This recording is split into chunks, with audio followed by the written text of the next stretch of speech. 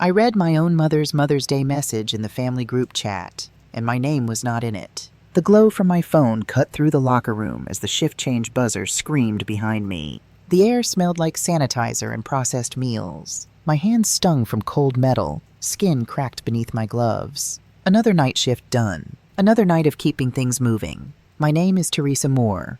I am 25. I work nights at a packaged meal processing facility outside Ashford, Indiana. It is not glamorous work, but it is honest. It keeps schools fed, hospitals running, and for a long time, it kept my family afloat. After my dad died, someone had to stay. My siblings were already chasing polished futures. Daniel in healthcare, Rebecca Fletcher in branding and marketing, Mila Fletcher on a policy track everyone liked to brag about. I stayed behind, picked up overtime, and helped cover the mortgage while my mother learned how to be a widow in public. To her, my steel-toe boots and factory badge meant one thing: failure. At a family barbecue 2 summers earlier, when a relative asked what I was doing with my life, my mother laughed and waved a hand like she was brushing away dust.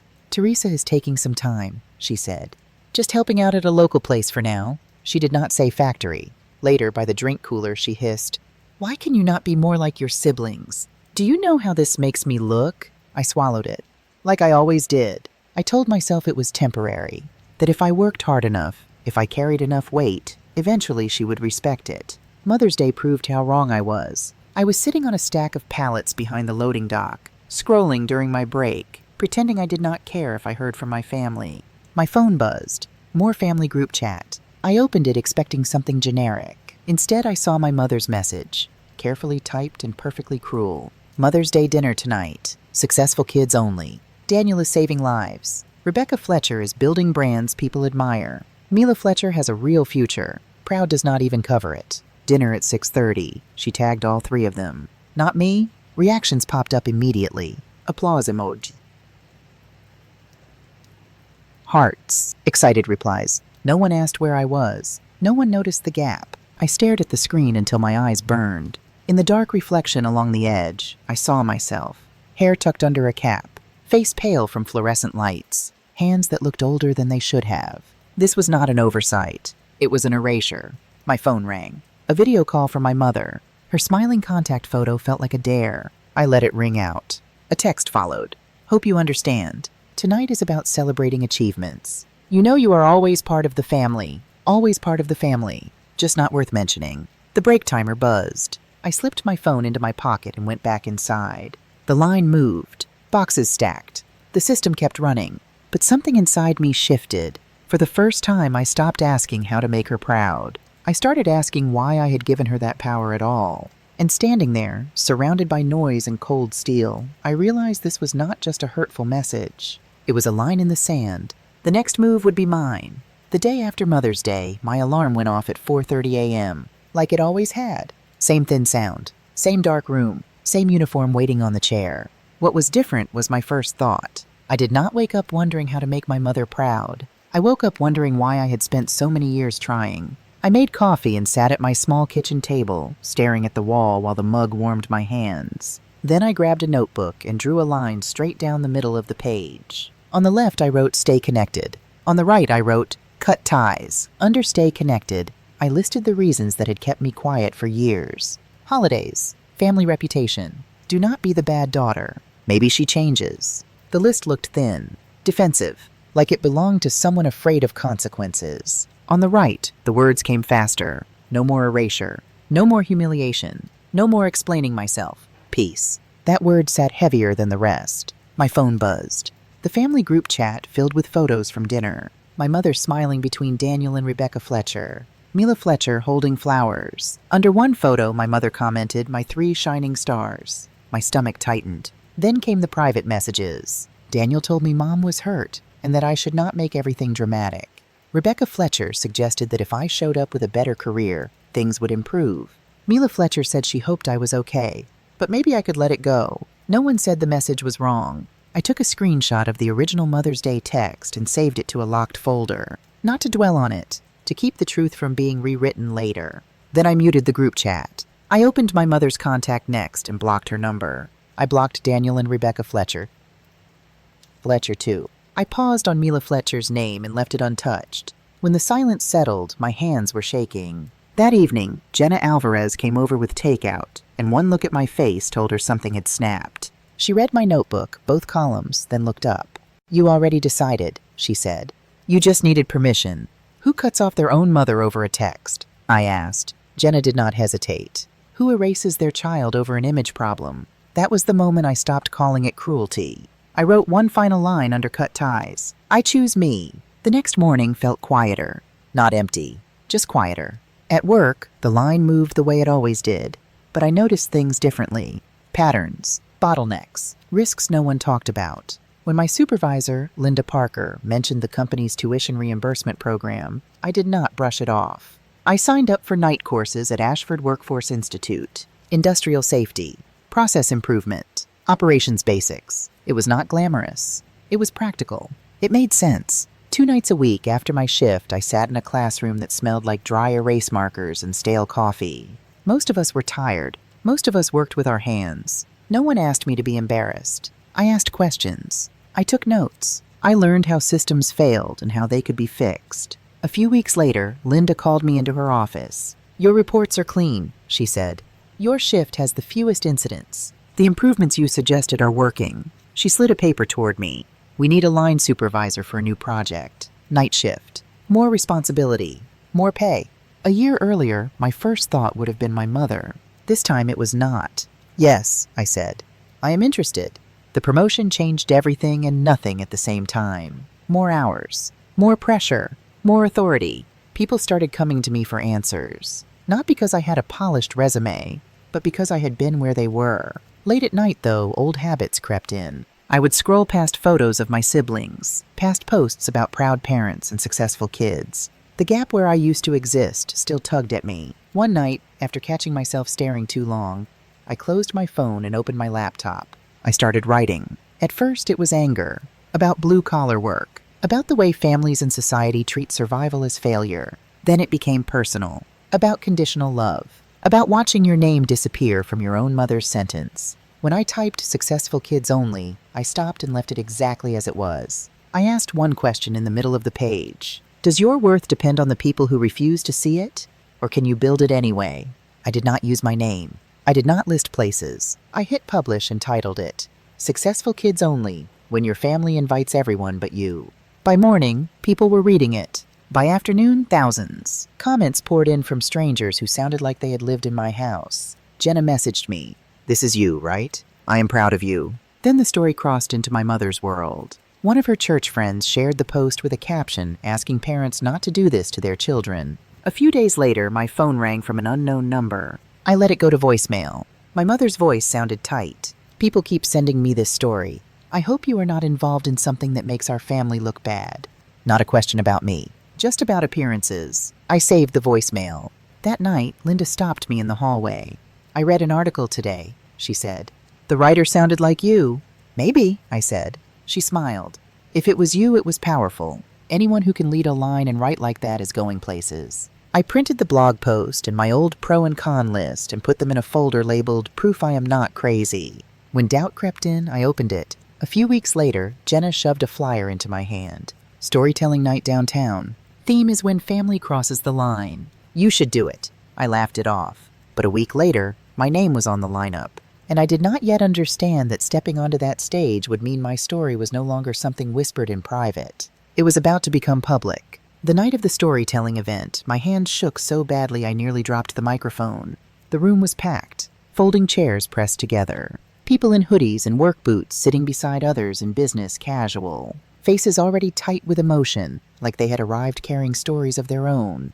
The stage lights were harsh, bleaching everything past the first few rows into shadow. I took a breath and gripped the mic. "My mom once told a room full of relatives that my job was embarrassing," I said. A ripple moved through the crowd. Someone whispered, "Damn." I did not rush. I let the silence work. I stayed in my hometown to work nights at a processing facility so my family could keep the house after my dad died. I continued. I came home smelling like cold metal and spices, hands cracked open, body exhausted. I thought that counted for something. I paused, my voice steady now. On Mother's Day, my mom sent a message to our family group chat. She invited her successful kids to dinner. She listed their careers, their futures. I swallowed. My name was not in it. The reaction was immediate. Gasps. A woman in the front row covered her mouth. Someone shook their head slowly, like they had seen this exact scene before. I told them about the loading dock, the break timer buzzing, the way I refreshed the screen, waiting for my name to appear like a mistake that would be corrected. Then I said the words, "Successful kids only." The room went quiet in a way that felt heavy and shared. "I want to ask you something," I said. "Have you ever realized that your family only loves you on their terms? That the moment you stop making them look good, you disappear?" Heads nodded, some reluctantly, some fiercely. I talked about the list I made at my kitchen table, stay connected versus cut ties. I talked about blocking my own mother and how it did not feel empowering at first. It felt like grief, the kind that sits in your chest and does not care how logical your decision is. And then, I said, I stopped trying to explain myself to people who had already decided who I was. I told them about the classes, the promotion, the blog I wrote late at night because the words would not leave me alone. I talked about strangers who understood me faster than my own family ever had. Near the end, my hands stopped shaking completely. I used to believe family was a debt, I said, that because they gave me life, I owed them silence. I know better now. I scanned the room, faces leaning forward, eyes wet. I can love where I came from and still walk away from the parts that were killing me. When I stepped off the stage, the room stood, not with wild applause, but with something deeper. Recognition, relief. People came up to me afterward, one by one. A woman grabbed my arm and whispered, "I screenshotted my mom's text the day she uninvited me from Christmas." I thought I was crazy.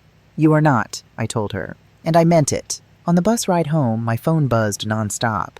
Tags, messages, clips from the event spreading online. Someone with a large following had reposted a video with the caption, "The successful kids only mom is why so many of us are in therapy."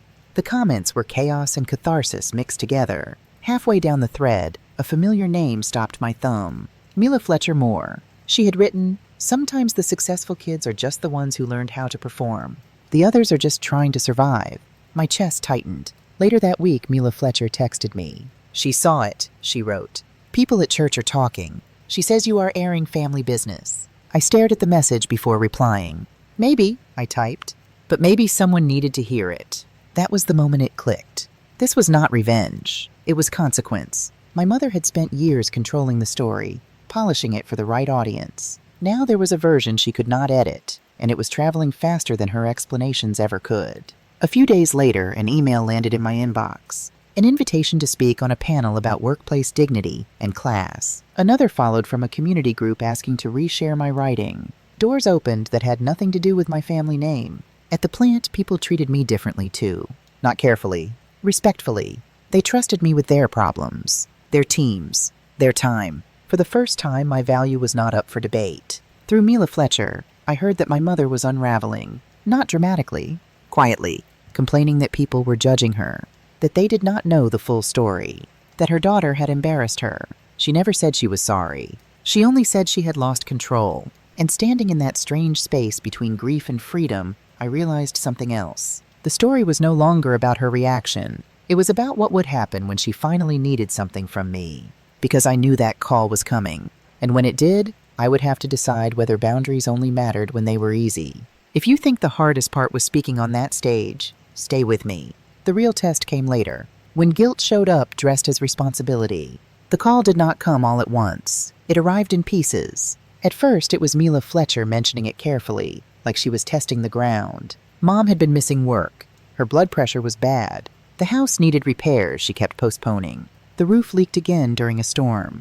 I listened without interrupting, without offering solutions. Then one night, while I was sitting on my couch with my suitcase half packed for another work trip, Mila Fletcher called and said the words I had been expecting. "She wants your number," she said.